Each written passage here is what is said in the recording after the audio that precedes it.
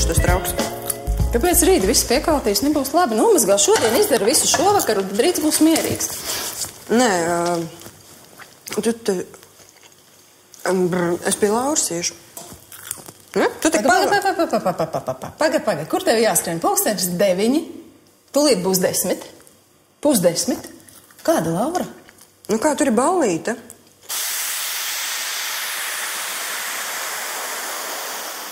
Rīt ir darba diena. Kāda ballīte? Vai tu tur neatceries? Beidz to popkornu ēst, neveselīgi pārtika, es nezinu. Kāda ballīte tumšs ir ārā? Man atnāks mamma pakaļ. Laura? Viņas vecāki vispār zina, kas jums tur notiek? Jā, zinu. Tad Lauras teica nāk pakaļ, vai kas te ir īsti? Man atnāks Artūrs pakaļ. Kāds Artūrs? Man tu apsolīji, ka es varēšu iet. Ko es tev apsolīju? 16 gados vazāties pa apkārtni, pa tumsu, pa nakti? Artūru? Bet man atnāks pakaļ, nu. Neviens tev nenāks pakaļ. Neviens tev nenāks pakaļ, būs pilngadīga, nāks tā. Viss.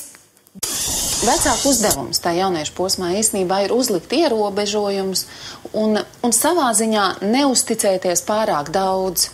Kāpēc? Tāpēc, ka tam pusaudzim pašam ir grūti vēl saprast, ko viņš var, ko nevar. Jo vienā brīdī liekas, ka tā kā var jau gandrīz visu. Un daudzas lietas jau patiešām notiek tāpat kā pieaugušo dzīvē. Draugi, tusiņi, alkohols vai ne, un tā. Un tad vecāku uzdevums ir uzlikt robežas, un tad tam jaunietim ir vieglāk, jo ja tas vecāks uzliek tās robežas, tad lēnām cīnoties, lai viņas paliktu tādas elastīgākas, tas jaunietis tā kā pats sevī var sākt veidot to, ko drīkst un ko nedrīkst, kas ir riskanti un kas nav riskanti. Un tas ir, ko te pašam dažkārt ir grūti izvērtēt. Es teicu, ka es rīt nomazgāšu visus traukus, mam, un man atnāks pakaļ. Kāpēc es nevaru iet? Kāpēc visi pārējie var iet ballēties? Es vienīgā nevaru nekur iet. Tāpēc, ka C-galā. Es tev teicu, es rīt nomazgāšu traukus, man visi mājas darbi ir izpildīti. Un tā tad, vai nu tu brauc uz Čehiju, vai nu tu tagad vari iet ar Artūru. Izvēlies. Tas nav godīgi.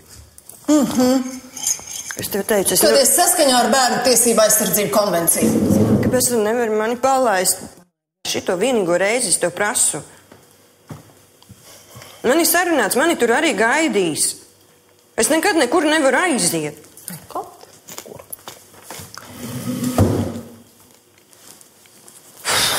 Es eju vannā.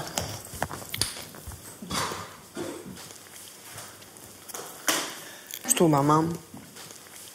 Tas, kur es varētu piekrist jauniešiem, ir tas, ka dažkārt vecāki netiek līdz tam laikam. Ka vecāki kaut kā nav paspējuši pamanīt, ka tas bērns ir pietiekami liels un ka viņš tā kā grib vairāk brīvības, vairāk, tā kā kaut kādas savas dzīves draugi, tusiņi, 10 vakarā balle, puisis. Patiesībā var teikt tā, ka tas ir paša jaunieša pienākums savā ziņā parūpēties, lai vecāki viņam uzticās. Un tas nozīmē patiesībā par to domāt, vai mana uzvedība rāda to, ka man var uzticēties. Ja ir kaut kāds īpašs pasākums, kaut kur vēlu vakarā, vai ar braukšanu, vai ar palikšanu pa nakti, tas nozīmē to, ka vecākiem vajadzētu, tas nav 5 minūtes pirms ārā iešanas. Tas nozīmē, ka vecākiem vajadzētu zināt pirms tam, būtu jauki, viņi varbūt var sazvanīties ar kādiem citiem vecākiem, vai viņi pazīst to puisi, kurš var pavadīt. Jo vecākiem ir vajadzīga drošības sajūta par to, kur un kā tas notiks. Jā? Un tas lielā mērā ir atkarīgs no jaunieša.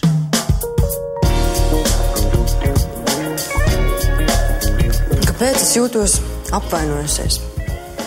Tāpēc, ka mamma man nelaiž. Tur ir visi mani draugi, visi mani klases biedri. Es apsolījos, ka es iešu, un Artūrs arī atnāks tūlīt pat pakaļ, un viņš man gaidīs.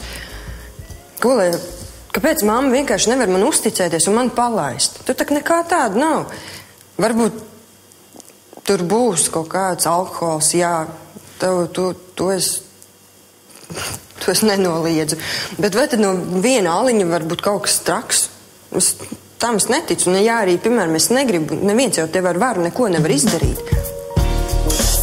Es baidos par savu meitu, kurai ir tikai 16 gadi, un pat ja viņa izskatās daudz vecāku un jūtas pieaugusi un spējīgi pieņemt pati savus lēmumus, es baidos vai brīdī, kad viņai varbūt patīkams puisis teiks, nāc, iesim uz to istabu, vai viņa spēs pieņemt lēmumu, pateikt viņam nē. jo es tā negribu tajā brīdī rīkoties. Es baidos par to, kā ārā ir tumsa, un es nezinu, kas tur var notikt. Viņi ir jauni, viņiem var uzbrukt. Es baidos par to, ka varbūt viņi man melo, ka iet pie Lauras, bet varbūt viņi iet kaut kur citur. Es baidos par to, ka pulkstenis ir jau 9:30 vakarā, un kad viņi atgriezīsies. Es baidos par to puisi, kur es nepazīstu, kur es nezinu. Es baidos droši vien arī no savas pieredzes, jo es zinu, kā dzīvē mēdz notikt, bet viņi vēl ne. Es baidos, jo viņa ir mana meita, un es viņai vēlu visu to labāko. Un varbūt es neprotu viņai to vienkārši pateikt kā tagad.